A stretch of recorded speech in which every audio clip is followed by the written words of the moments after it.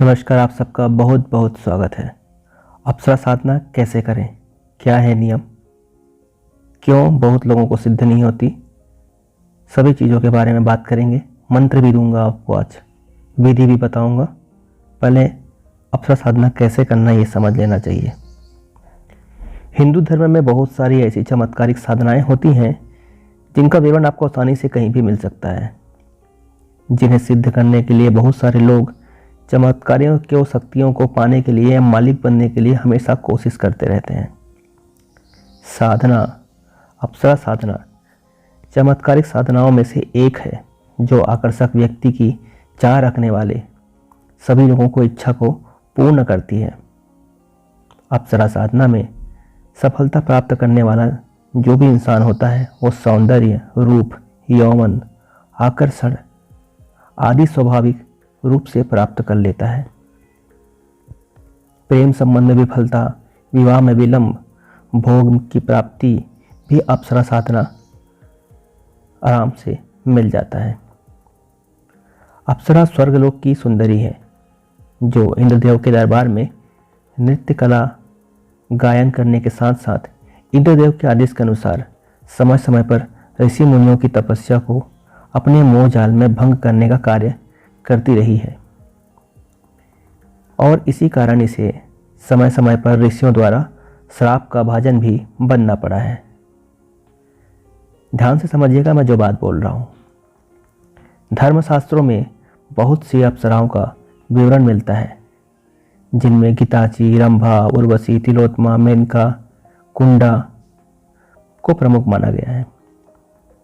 उर्वशी साधना को सबसे शक्तिशाली माना गया है क्योंकि ये समुद्र मंथन के द्वारा प्राप्त हुआ थी।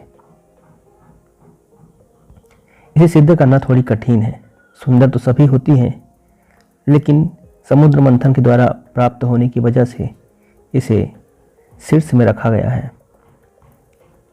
अप्सराएं भी स्वयं में एक देवी शक्ति ही होती है और सभी इंसान को इस बात को पता होना चाहिए कि अपनी इच्छा पूर्ण भी कर सकती है।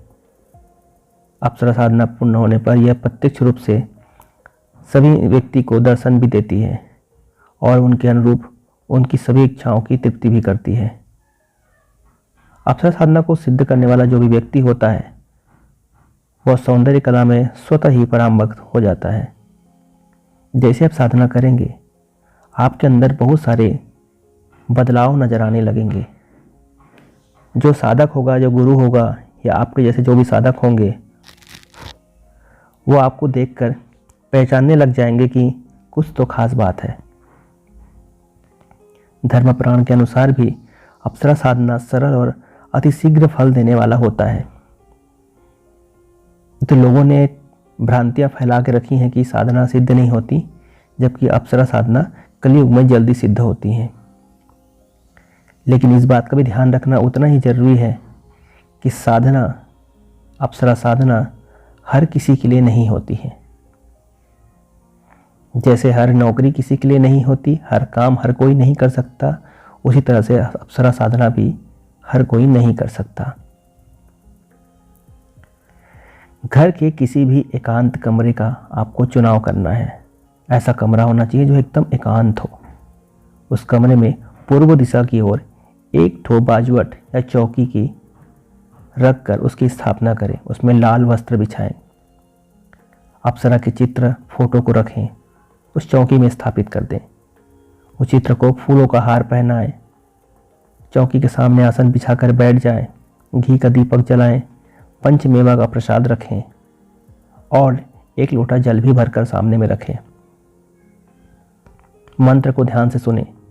ओम रम छम रंभे आगच्छ आगच्छ छम रम ओम नमः।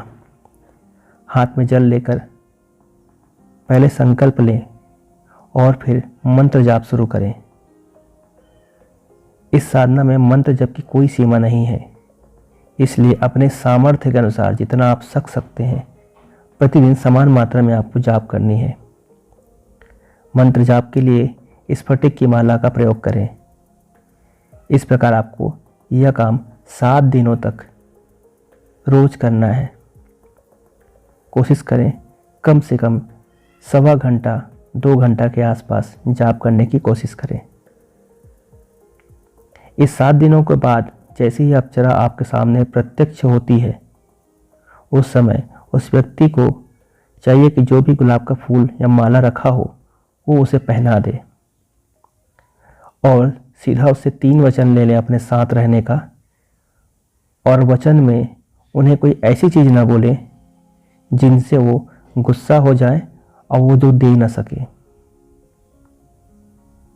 इस तरह से अप्सरा की साधना होती है। यह साधना स्त्री या पुरुष कोई भी कर सकता है। वासना को दूर रखें, ये सोच के नहीं करें कि अप्सरा आएगी तो उसके साथ हम संभोग करेंगे। इसके लिए अप्सरा नहीं होती है। आपको ऐसी साधना चाहिए तो मैं आपको ज़रूर बताऊंगा, लेकिन ये साधना ऐसे चीज़ों के लिए नहीं करेंगे जैसे आपने मन में सोचा, आप साधना में असफल हो जाएंगे। मिलते हैं एक और नए साधना के साथ में। सब्सक्राइब कर लें चैनल को। जितने ज़्यादा सब्सक्राइबर करेंगे आप, हमें भी इच्छा होगी कि आपके लिए कुछ देने का मन करेगा। सब्सक्राइब करिए, लाइक करिए। धन्यवाद।